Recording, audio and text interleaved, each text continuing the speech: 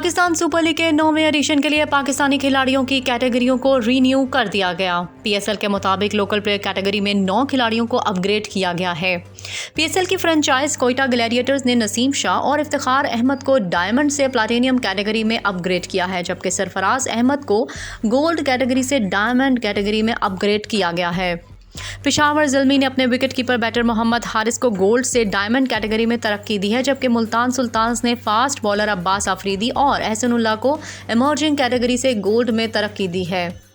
2 मरतबा की champion franchise Islamabad United ने अपने खिलाड़ियों को आजम खान और फ़हीम अशरफ को गोल्ड से डायमंड कैटेगरी में तरक्की दी है, जबकि ज़ीशान ज़मीर को इमर्जिंग से सिल्वर और मुबस्सिर खान को इमर्जिंग से गोल्ड में रीन्यू किया गया है। कराची किंग्स ने अपने बैटर तैयब ताहिर को सिल्वर से गोल्ड, जबकि कासिम अकरम को इमर्जिंग कैटेगरी से गोल्ड कैटेगरी का हिस्सा बनाया है।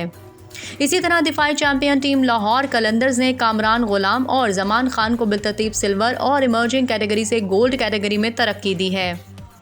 इसी तरह कुछ खिलाड़ियों की रवां बरस के ड्राफ्ट के लिए तनज़्ज़ुली भी हुई है। तनज़्ज़ुली का शिकार होने वाले खिलाड़ियों में कोयटा ग्लैडिएटर्स के मोहम्मद नवाज शामिल हैं, जिन्हें प्लैटिनियम से डायमंड कैटेगरी में जगह दी गई है, जबकि ग्लैडिएटर्स ने ही मोहम्मद हुसनैन को डायमंड से गोल्ड कैटेगरी में भेजा है। इसी तरह कराची किंग्स ने हैदर अली को प्लैटिनियम से गोल्ड और इस्लामाबाद यूनाइटेड ने आसिफ अली को प्लैटिनियम से डायमंड कैटेगरी में मुंतकिल किया है। पीएसएल का 9वां एडिशन अगले बरस 8 फरवरी से 24 मार्च के दौरान खेला जाएगा।